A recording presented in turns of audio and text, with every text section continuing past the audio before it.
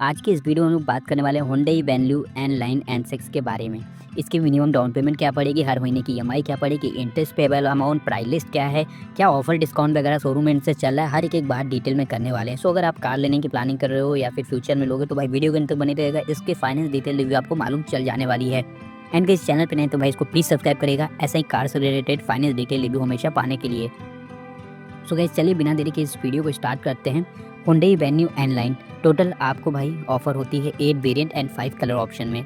Base model से price start होती है 12,07,000 एंड टॉप मॉडल तक भाई चली जाती है 13.9 लाख रुपीज़ एक्स शोरूम। आपके सामने वेरिएंट N6 खड़ी हुई है, इसकी एकदम बेस मॉडल 12,07,000 तक एक्स शोरूम कॉस्ट करेगी एंड 14 लाख तक मोटी मोटा गाड़ी ऑन रोड कॉस्ट करेगी। ऑन रोड प्राइस है ना वो बिल्कुल डिफरेंट सिटी स्टेट में वेरी कर सकती है। एंड इस प्रोडक्ट में आपको वही 998 CC 3 cylinder V6 phase 2 engine देखने को मिलता है, जहाँ पे 118 bhp की पावर है एंड 6000 आरपीएम पे एंड 172 Nm की टॉर्क मिलती है 4000 आरपीएम पे, जो कि आपको 17 से 18 किलोमीटर पर लीटर तक की माइलेज दे देती है।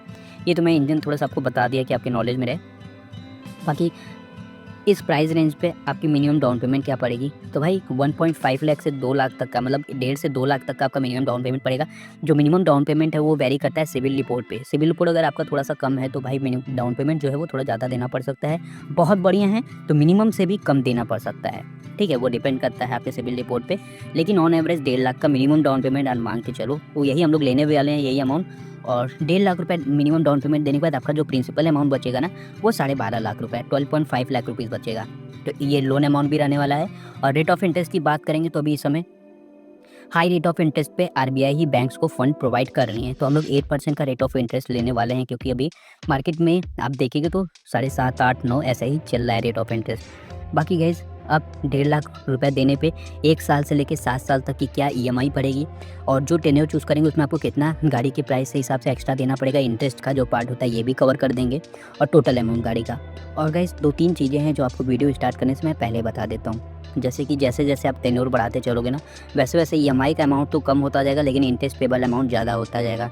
जैसे एग्जांपल में अगर आप 1 ईयर का टेन्योर चूज़ कर रहे हो तो 1,08,000 आपकी ईएमआई रहेगी और ओनली 54,800 रुपीज़ आपका इंटरेस्ट पेबल अमाउंट होगा। वहीं 7 साल का टेन्योर चूज़ करोगे तो 19,000 आपकी 19,000 आपकी ईएमआई होगी, जहाँ 1 लाख थी, और जहाँ आप 54,000 रुपये इंटरेस्ट दे रहे थे यहाँ पे आप 3,86,000 रुपीज़ देंगे।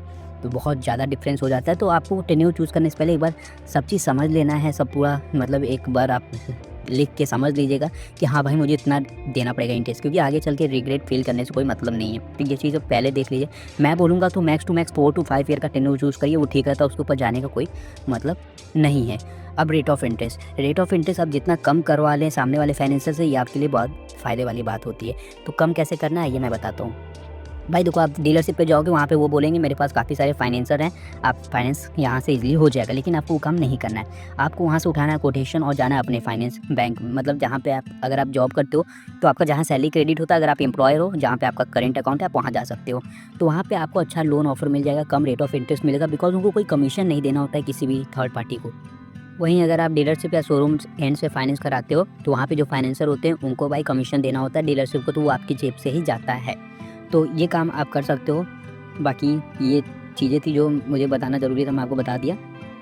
और हाँ, एक चीज़ का और ध्यान रखना है कि आप काफ़ी सारे मतलब क्रोम पे जाके बहुत सारे कार लोन कंपनियाँ हैं, वहाँ पे आप जाके अपना डिटेल भर सकते हो। वहाँ पे वो आपको अच्छे कम रेट ऑफ इंटरेस्ट पे लोन ऑफ़र करेंगे, जिससे कि आप अपने बैंक में जाके ये दिखा सकते हो कि मुझे इतने कम रेट ऑफ इंटरेस्ट पे भी मिल रही है। तो भाई कंपटीशन का समय है, सबको अपना टारगेट पूरा करना है, तो वो आरओआई और कम कर सकते हैं। बाकी आप जितना कम करा लो वो आपके लिए ही बेहतर रहेगा। अब 1.5 लाख डाउन पेमेंट देने पे ईएमआई क्या पड़ेगी 1 साल से लेकर 7 साल तक, मेन चीज़ की बात कर लेते हैं। तो गाइज़ अगर आप 1 साल का टेन्योर चूज़ करते हो तो 1.08 लाख रुपीज़ आपकी ईएमआई पड़ेगी और 54,000 इंटरेस्ट पेबल अमाउंट होगा, और गाड़ी की टोटल प्राइस हो जाएगी 13.04 लाख रुपीज़। वहीं 2 साल का अगर आप चूज़ करते हो टेन्योर तो 56,500 ईएमआई पड़ेगी, 1,06,000 आपका इंटरेस्ट पेबल अमाउंट होगा एंड 13.56 लाख रुपीज़ गाड़ी की टोटल प्राइस हो जाएगी। वहीं अगर आप 3 साल का टेन्योर चूज़ करते हो तो 39,000 आपकी पड़ेगी ईएमआई, 1.6 लाख रुपीज़ पड़ेगी गाड़ी की इंटरेस्ट पेबल अमाउंट, मतलब 1,60,000, और 14.10 लाख रुपीज़ गाइस आपकी पड़ जाएगी गाड़ी का टोटल अमाउंट। वहीं अगर 4 साल का टेन्योर चूज़ करते हो तो 30,500 रुपीज़ गाड़ी की ईएमआई पड़ेगी 2.14 लाख मतलब 2,14,000 आपका इंटरेस्ट पेबल अमाउंट होगा। टोटल गाड़ी की कीमत हो जाएगी 14,64,000। वहीं अगर आप 5 साल का टेन्योर चूज़ करते हो तो 25,300 रुपीज़ EMI होगी, 2.7 लाख रुपीज़ आपका इंटरेस्ट पेबल अमाउंट होगा और 15.2 लाख रुपीज़ गाड़ी की टोटल प्राइस हो जाएगी। वहीं 6 साल की बात कर लेते हैं तो 21,900 रुपीज़ गाड़ी की EMI पड़ेगी, 3.28 लाख रुपीज़ गाड़ी की पड़ जाएगी भाई इंटरेस्ट पेबल अमाउंट और 15,78,000 गाड़ी की टोटल प्राइस पड़ेगी। वहीं आगे बात कर लेते हैं 7 साल की तो 19,400 रुपीज़ आपकी EMI पड़ेगी 7 साल के लिए, 3.86 लाख रुपये इंटरेस्ट पेबल अमाउंट होगा एंड 16,36,000 रुपीज़ गाड़ी की टोटल प्राइस हो जाएगी।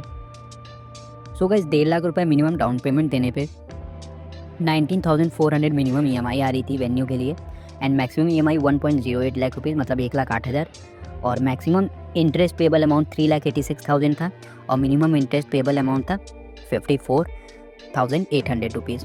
सो भाई ये तो फाइनेंस था। अब बात कर लेते हैं क्या क्या डॉक्यूमेंट नेसेसरी होंगे भाई इसको फाइनेंस कराने के लिए। तो भाई देखो एम्प्लॉयर दोनों की केस में पहले आइडेंटिटी एंड एड्रेस प्रूफ चाहता है।